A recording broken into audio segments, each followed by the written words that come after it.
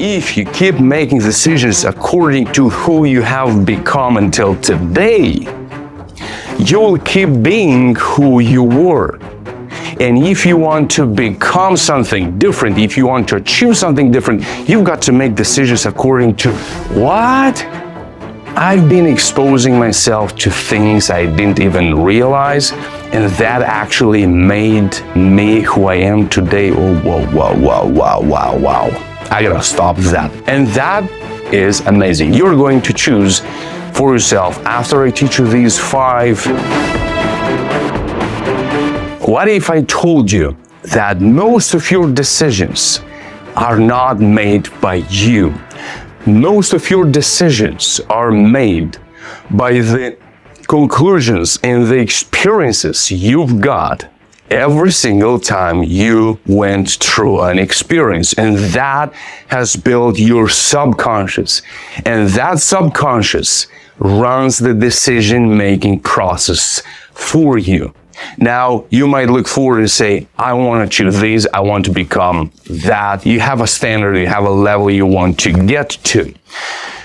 And while you're making decisions, you think you're making decisions according to who you want to become. But most of the times what happens when we're stuck, when we push, we work harder, we look up and say, yeah, I got this and I want this, and that is true. But if you keep making decisions according to who you have become until today, you'll keep being who you were. And if you want to become something different, if you want to achieve something different, you've got to make decisions according to where you want to get. And you might say, I know this. I already know that. I'm trying to. Well, if I ask you, have you observed what happens before you make a decision?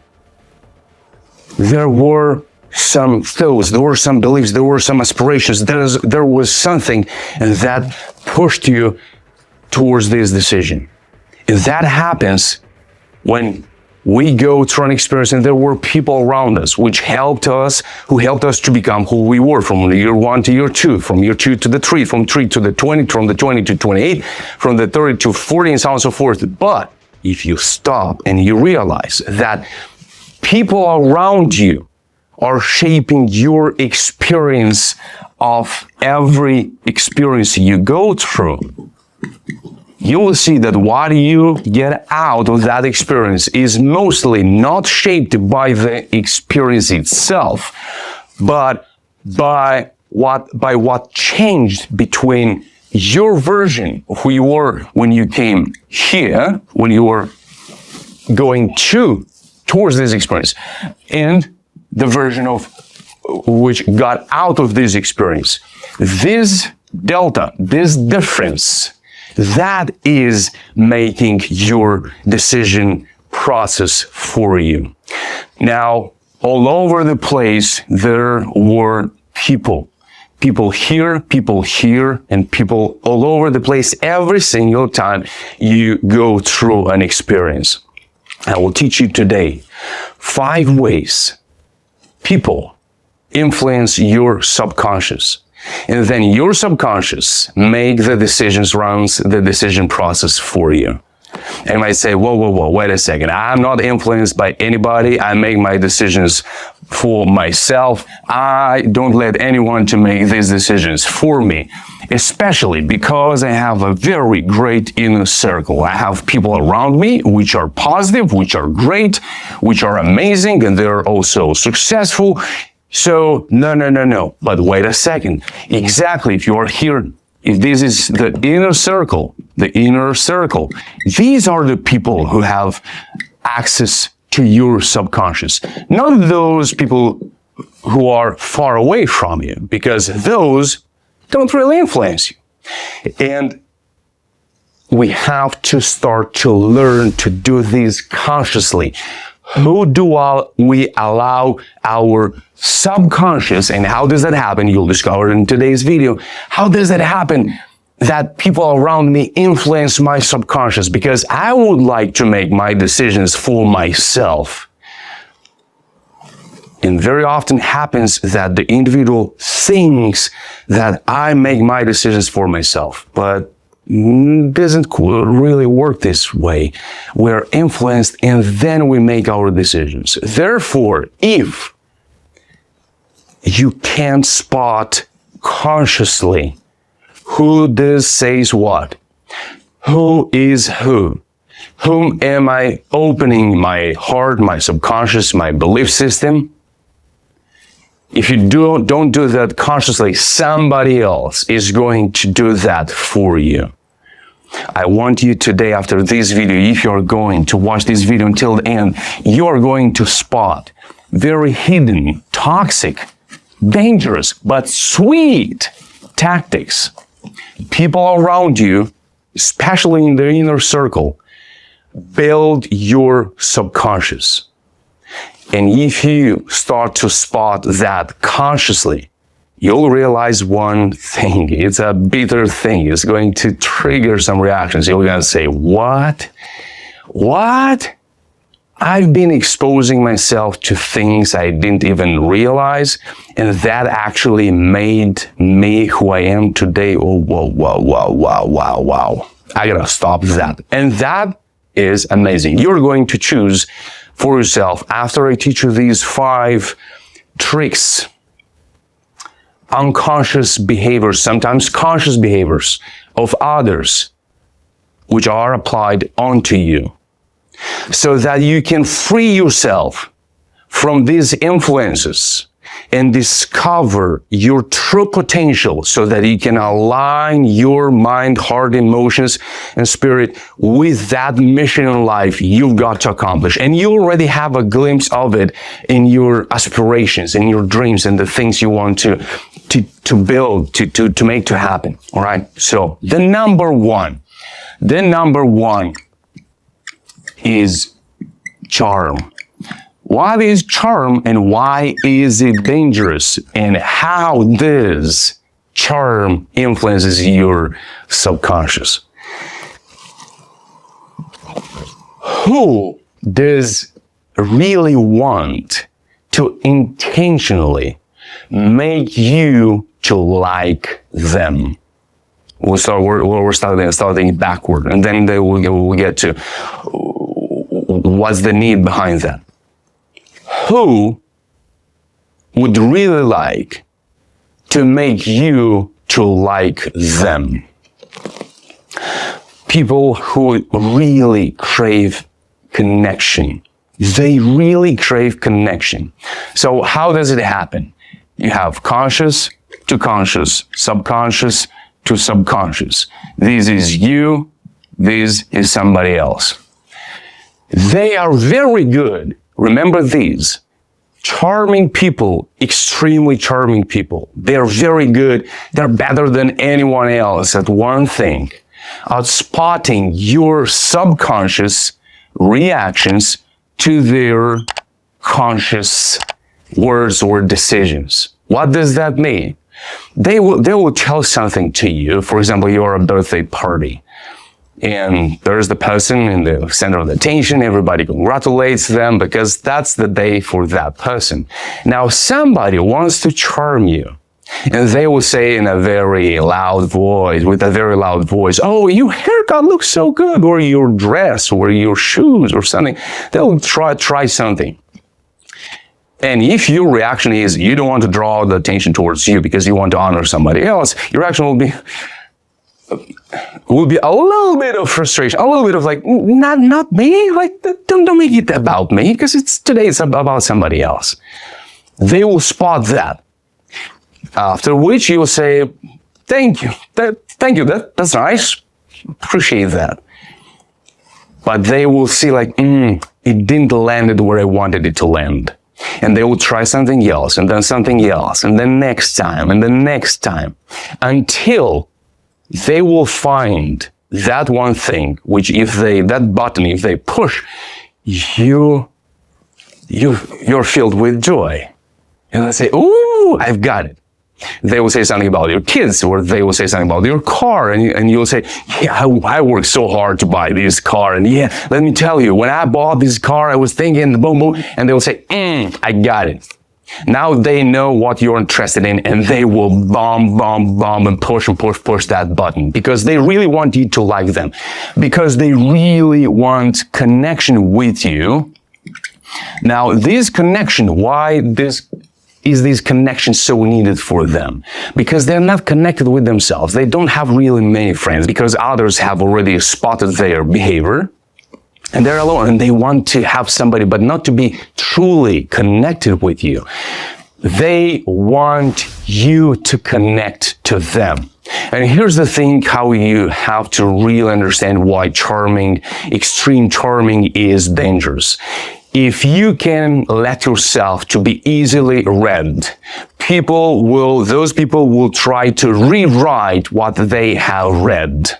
They will read you, and they will try to rewrite a different story for yourself. That's what they're looking for. And they know they can do that only if they come into your inner circle. For that, they have to charm you so that you can let your guard down, you open yourself. They got a connection, boom, now they have a cyber code to connect with your subconscious. Now, one more thing about why is it dangerous? Because once they have established and they are reading your subconscious, and they will play that game so that your subconscious, unconsciously, you react pleasantly to what they say, they will really work hard to make you to feel that you need them, not that they need you. They will try to really make you to believe that you need them. That's the danger of extreme charming. I want to come into your inner circle. I want to be around you. Then I will do something which we'll discover in number 2, so that you might believe that you need me. And therefore, the charming, extremely charming person has control over you. Now, back to where we started this video about decisions. Well, if you're surrounded by these kind of people, they will inject things between the lines. And you might say, no, I can't believe this. People in my inner circle can do that. You'll learn through this video 4 more tools, and you'll see in the number 5 is, the number 3 and the number 5 is extremely powerful. These are lethal weapons, hiddenly used in your communication with them. The charming people will try to get access, and then they will be beep. They will just like pinch you and inject a comment or something, and that will stay with you in your subconscious. And then in months, your subconscious makes decisions for you, and you say, wow, I thought I'm making my decisions for myself. No, you are very influenced. Pay attention to extremely charming people, and look backward and see how many times have they made a comment or have put ideas in your head, and how those things worked out later on. Pay attention to that. The number 2, let's cancel this. The number 2 is, the most interesting things. The acronym stands for COFT. Will be with 1 F in our acronym, but is how to avoid to get cuffed, your subconscious controlled by somebody else.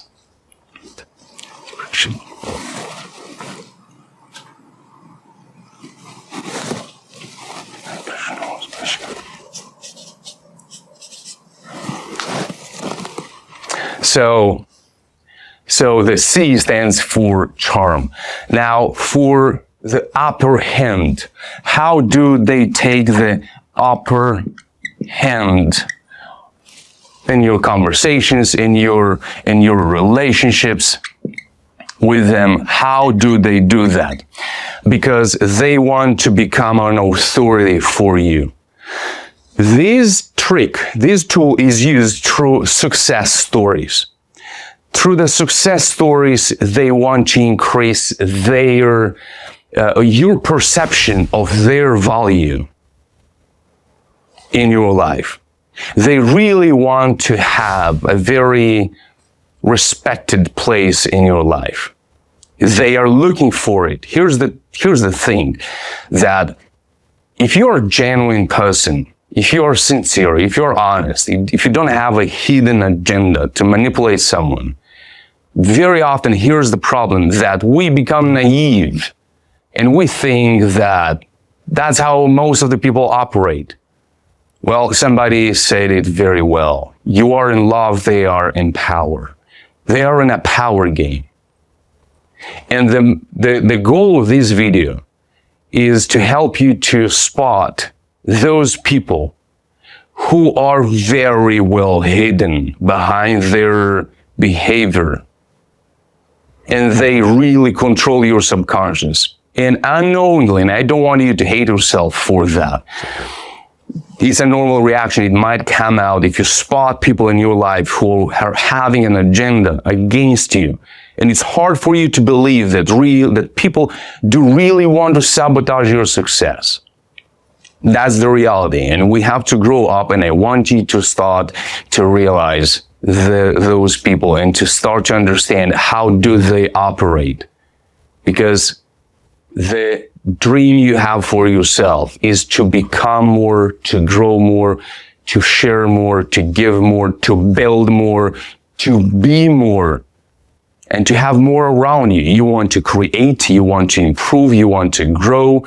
And working with my clients, I see these again and again.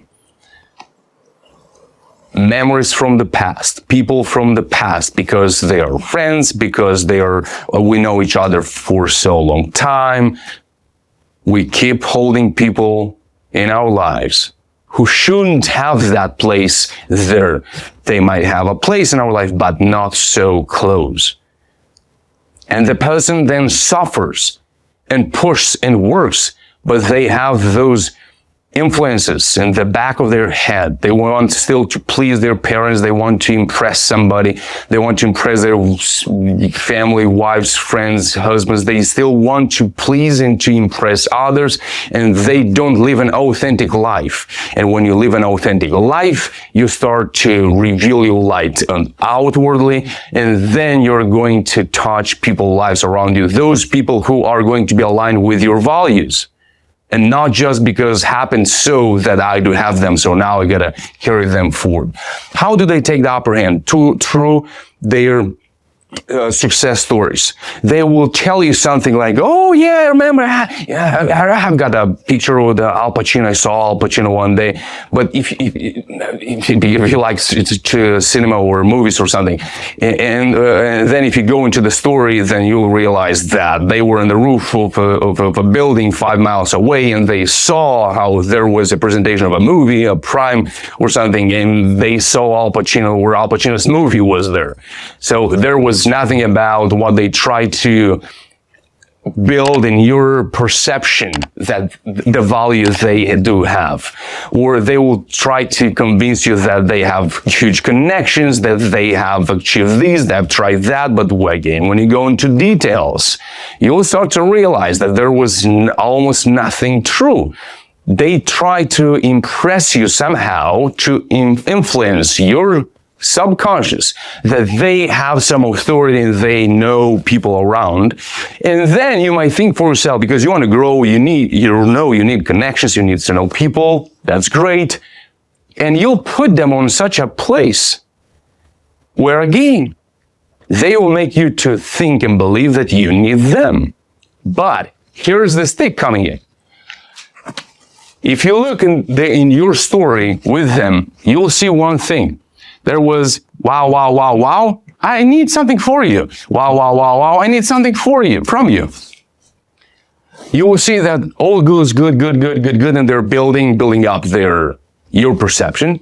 And then they will need something new. They'll come with unfortunate story, or they will come with maybe using your contacts, your connections, and they will get something from you. So they give nothing, they'll get something from you. They will get nothing, give you nothing, they'll get something from you.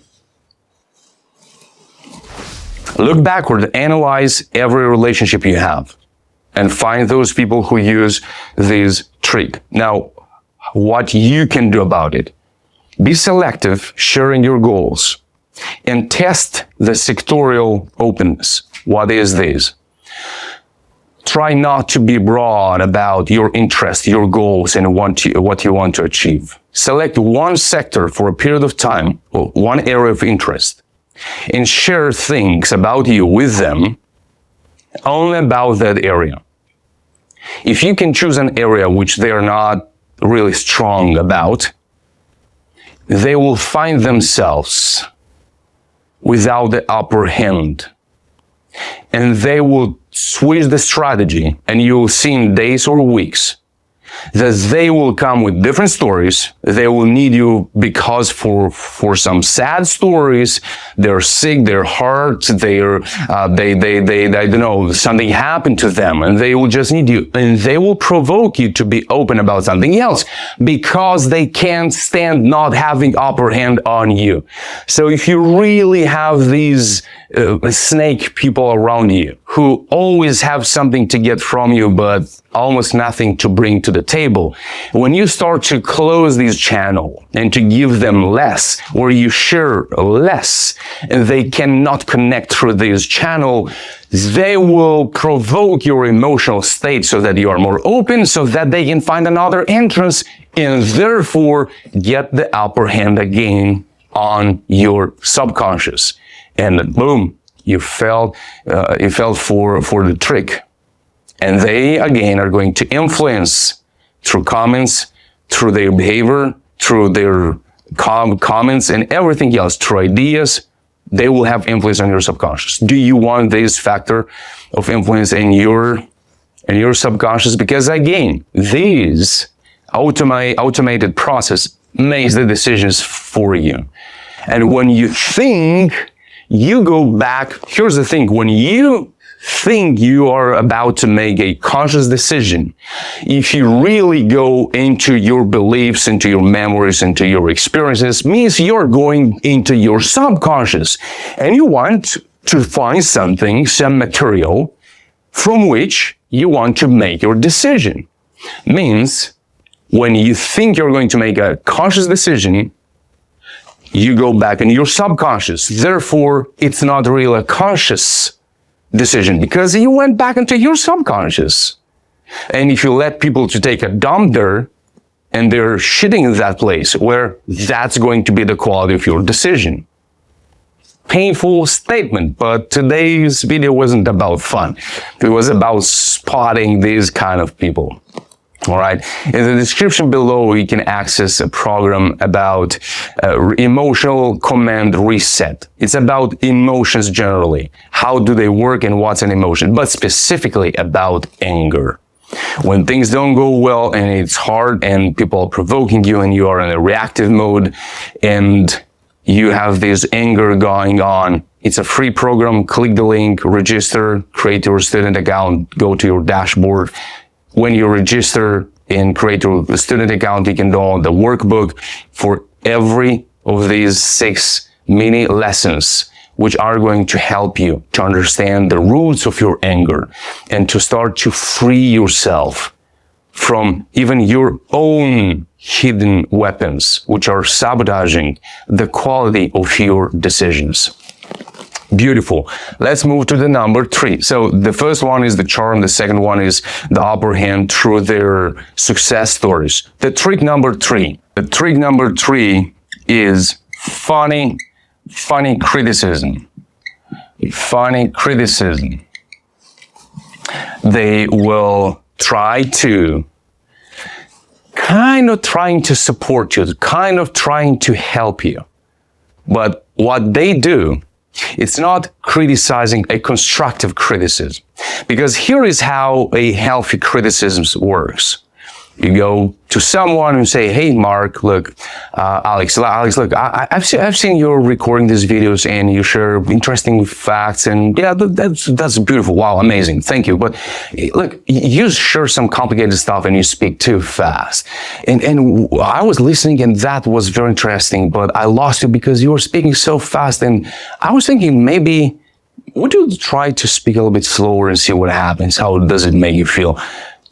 That's an interesting way. But let me ask you. So you'll have a conversation with someone about how to change something and experiment something because you've observed that something could be done better. You don't need to make it funny. You don't need to make it dramatic. You just want to get your message across and see if that person is open to it or not. Ask them, hey, how is it going? Maybe you want to connect first and then say it. Depends on the intensity of your and the openness you have in that relationship. But when somebody wants to make it funny, probably it's because they are not sure about what they want to say. They are insecure about it.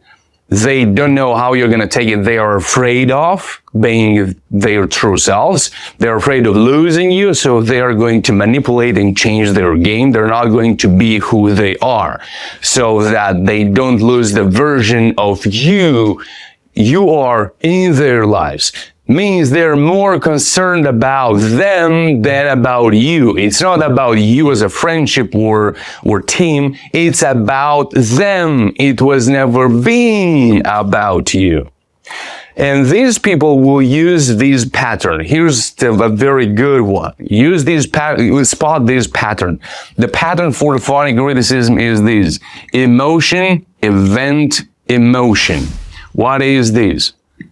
They will try to play with your emotions a little bit. They will bring up an emotion, something funny. That's amazing, beautiful, wow.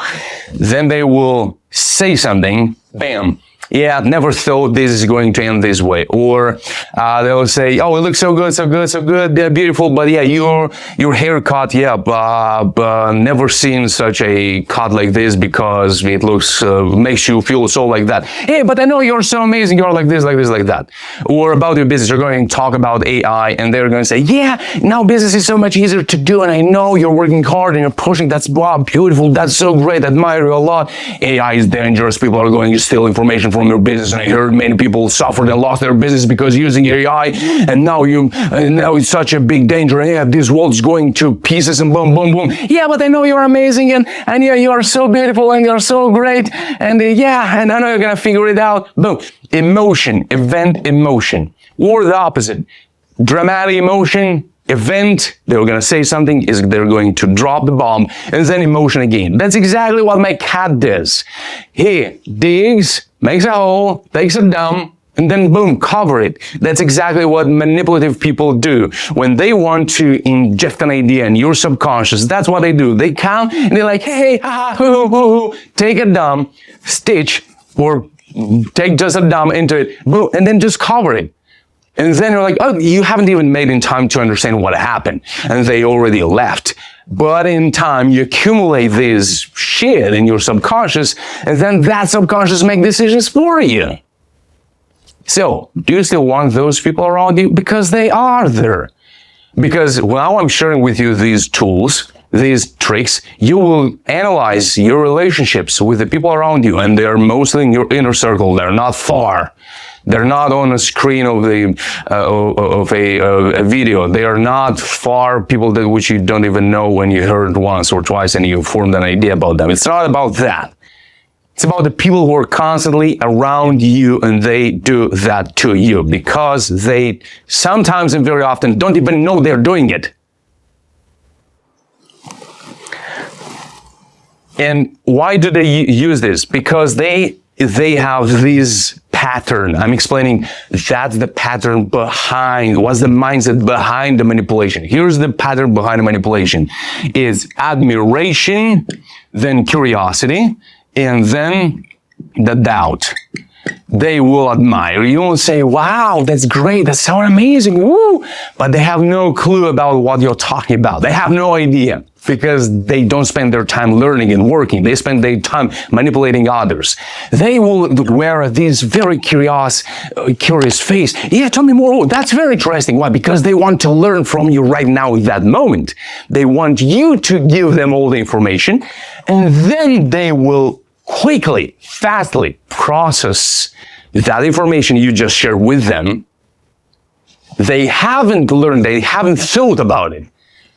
quickly process, find a weak spot, and attack you, putting a doubt in your mind. When a truly open person, which do care about you, when you share something new they don't know, they might go to curiosity, but then they will say, wow, that's interesting, never heard about, are you sure about it? How does it go? Have you tried it? That's where it ends. Can I help you with something? That might be the most of it. What might go on afterwards is that person goes home, learns about it, asks others, and wow, that's interesting. Maybe I can do that too. Now they will go back to you and say, hey, how is it going? Because I was thinking about also to do it. That's such an amazing thing. Or they might find some information which you didn't know, and they're going to bring it to you and say, hey, look, I don't want to put your doubt in your head, and I really don't. And I'm here to support you, but I hear these few stories. I thought this would be better for you to know. Could be manipulative, could be, but if the person says, look, it might look a little bit, I don't want to shake your beliefs, but hey, I heard it and I just passing information, maybe it's useful for you. Yeah, but again, let me know if I can help you somehow. Again, can be this a manipulative trick? Yes, it can be, if it's done repeatedly. But still, to a certain degree, we have to communicate it. So look for the other pattern, how it should be working. Curiosity first. Shared values first, and afterwards support. So curiosity, values, support. Curiosity, tell me more. Shared values, oh, I think that's great. Oh, I think we should do that. Or I think you should pay attention to that. But yeah, I think you should go full on because that's interesting and I believe you deserve more and you can do more or things like this. And the support, let me know if I can help you. If the healthy people, here's how to spot healthy people from toxic people in their feedback when you share something valuable with them. They will first pass the information through their values grid. They will filter through the values. This aligns with my values. If yes, I'll go on. If not, I'll take a step back. If what you share and you invite me to do and to use in my business somehow, or to hire a system, or to put their system in place, or hire somebody, but that involves a little bit of hiding something. If that is not in my values, I'll say, thank you, but I'll think about it. No, thank you. Here's how healthy people operate. At the second stage of the interaction, their feedback, or what they say, their words, will be connected to what they stand for. People who don't have values filters, they will have an absolutely different kind of acronym. They will have interest. Is my personal interest going to be there? Can I use you? Can I sabotage you? Can I make you feel inferior? And can you make you feel more about me, more that I'm more superior in that you need me? That's what they think about. Not to support you through constructive criticism. So look at why do they say what they say. When they want to share something, when they want to make you think and achieve more or whatever it is. Why? Why have they chose that moment and what's the why behind it? Because through their words, they actually betray themselves. And if you pay attention to, or you ask the question for yourself, why have that person just shared that information with me right now? Why? If you ask that question more frequently, you'll find your answers and you'll see that they have an agenda behind it. And it's not a true, honest feedback or final criticism or constructive criticism. Now, what we have done here is I have just mixed a few things. The number 5, this is the number 4. So I shared now the 3 and 4 together. This is the emotional showers. If you're taking notes, you want to take notes. The number 4 is emotional showers, and it's about emotion, event, emotion. And the funny criticism is the admiration, curiosity and doubt, admiration, curiosity, and doubt, or how a healthy pattern is curiosity, shared values, support. So for the funny criticism is this: they try to inflate their admiration. They will push the gas pedal on curiosity so that they can give more information. And according to their questions, if you pay attention, you'll see that their questions of curiosity comes from a baby level of understanding. They don't know it, and that's all right. The question is, what's the stage number 3? Because if you have a genuine interest for somebody's well-being and wealth and success and transformation, when you don't know things about what they talk, you'll be curious, but you ain't gonna play with what you don't know so that you can start to give a feedback to that person using things you don't know. They'll say, well, I have no clue. It sounds like this or it sounds like that. But hey, you know better. Let me know if I can help you. But yeah, that for me is new. But if you have this diarrhea feelings that I gotta say something, I gotta somehow take the upper hand, I gotta somehow manipulate them, I gotta put myself that I also know things that you need me. Hey, I don't want to be left behind. You need me in your circle. So yeah, tell me more so that I can process and give my smartness right away. Even if that comes at the cost of your success, of your doubt, I don't give a shit about it. Let me just do it so that you can keep holding me near you. People do that. Unfortunately. Again, sometimes in a very unconscious manner. They have been done that, they have their insecurities, they haven't taken responsibility for who they are, and they have become who they are.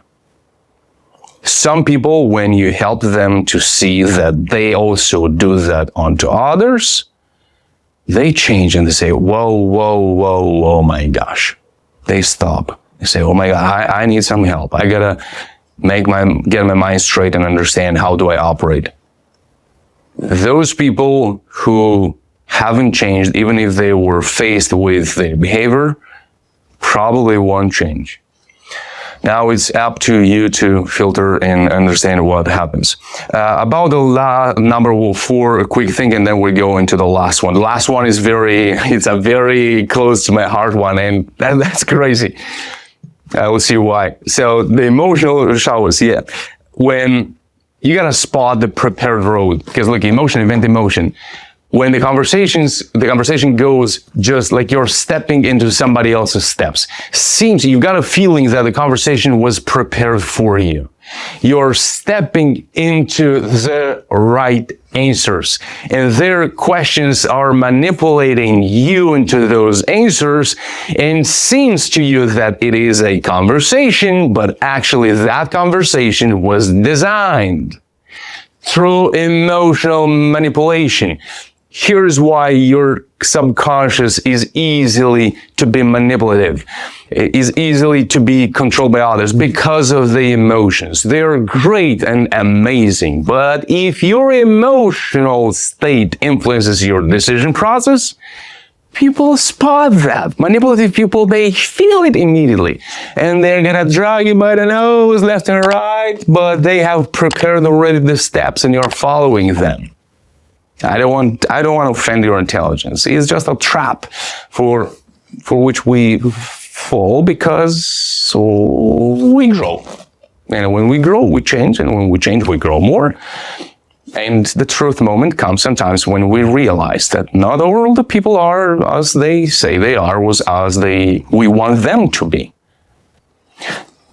The emotions are the tools which people use to manipulate you. They will increase, bump it up, and then they will do this, and then another emotion. They will mix everything with the emotion. Now, if that is used, because emotion is a natural behavior, if it is used in a healthy direction, as everything else becomes a super powerful tool. But for what? Which kind of goal? What goal? What's the goal? What's the mission? Everything can be used for the bad as well. Spot them, test people, give them a week or two, change your behavior and see their reactions. You can test them.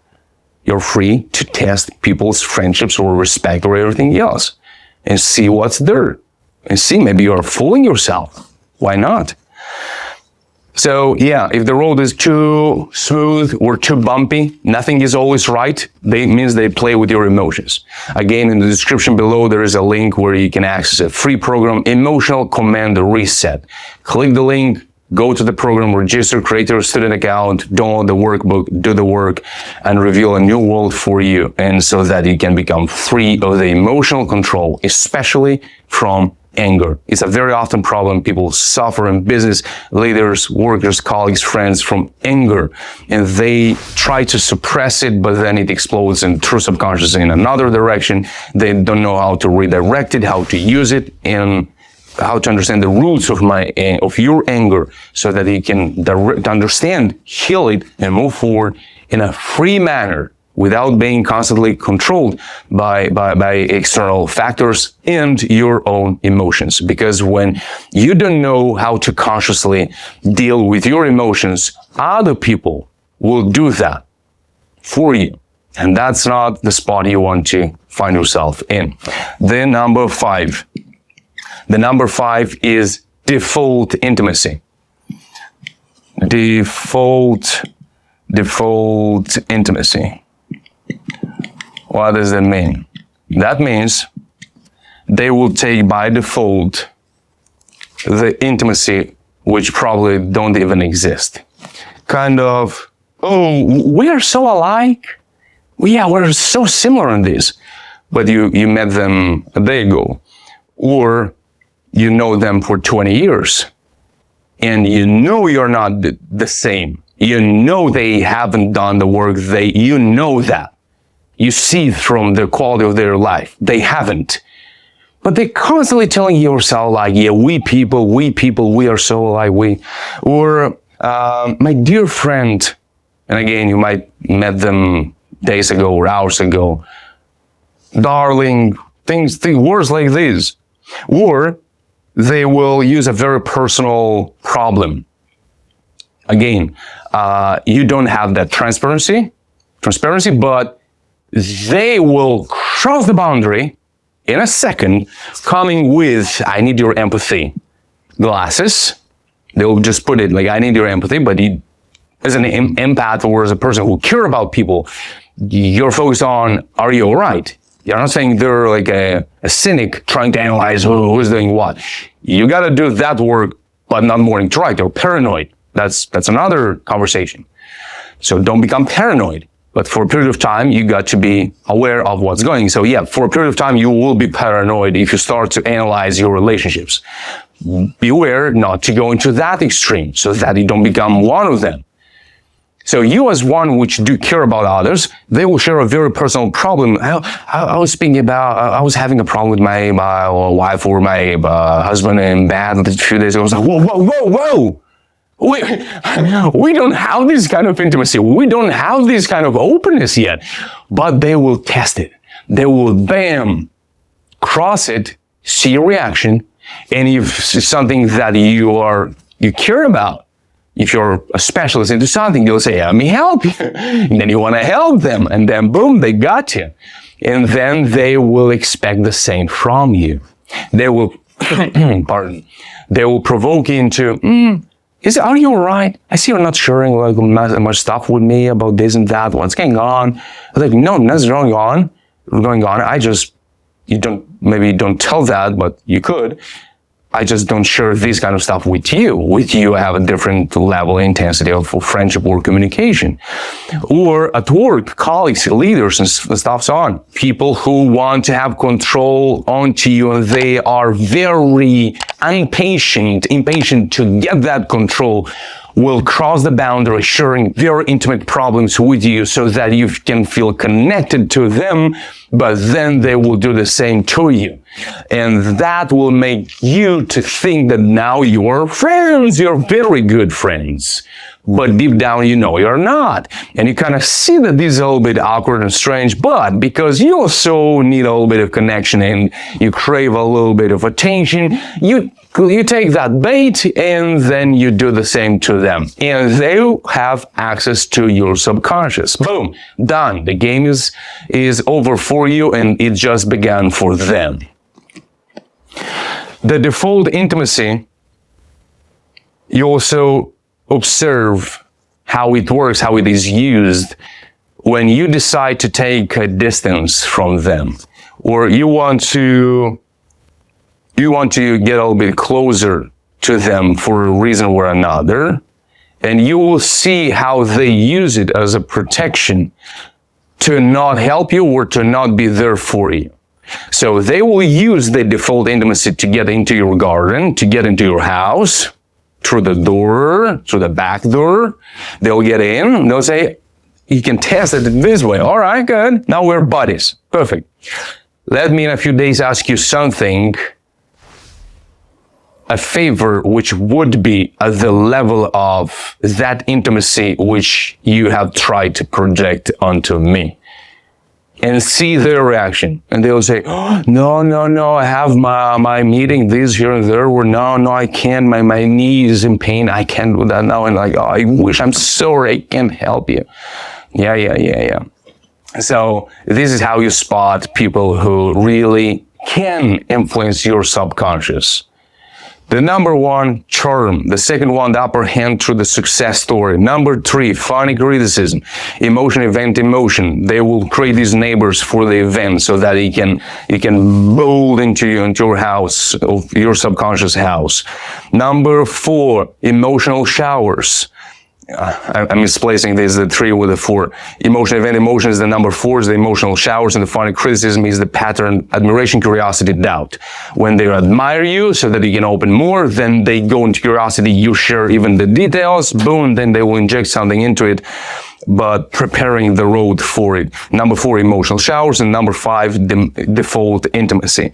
These are the most dangerous weapons manipulative people do use. Do not let yourself to be influenced. Do not let yourself to be negatively influenced. We are influenced. We can't stop that. We are influenced. But what we can choose is not to deform and attack our natural human behavior.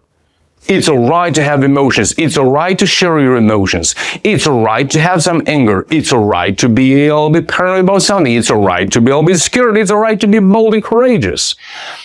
Now, if these processes are attacked and you think something is wrong with you, then you're destroying your life. Then you become somebody you don't want to become, and then you can't move forward, you can't grow, because for that you need your whole nature of your human being, which if you want to go all in, and if you're tired of doubting yourself, if you're tired of understanding bits of information here and there, in the description below you have a free program, Emotional Command Reset, but there is also a link which you can access right now for a program, Allow Yourself to Rise. Allow Yourself to Rise is a program made of 12 modules. It comes with 6 mentorship sessions with me, or 12 mentorship sessions. You can choose the package, or you can choose only the Allow Yourself to Rise, the 12 modules. There, it comes with a workbook, 12 videos, and a manual, so that you can learn finally the fundamentals of human nature, of who you are, about your shadow, about your anger, about your emotions, about your strategy, how is your mind, how is the criticism voice, how is the imposter syndrome, to understand your nature. That program is not made for experts. That program will make you an enough expert for you and others, not to teach it, but to easily understand it within you and in others. So that means it will take you from the basics, and it will help you to move to the highest level you need to know, to understand yourself, to grow, and to lead yourself. It goes through self-discovery, self-mastery, self-growth, and self-leadership. These are the 4 stages of that program. You can access right now. If you have a question, you can click the link in the show notes, or you also can have one free session with me, and we can solve one problem in one session. I can promise you can do that. One thing in one session. Done, solved, solution clear. Boom. Isn't this amazing? That's an amazing offer which you can take advantage of right now. Now you are empowered with these 5 tools. Make sure you don't unknowingly open the doors to everybody. Take care of you, of your subconscious, of your family. Keep achieving great things, and we'll see each other in the next one. Take care. Bye-bye.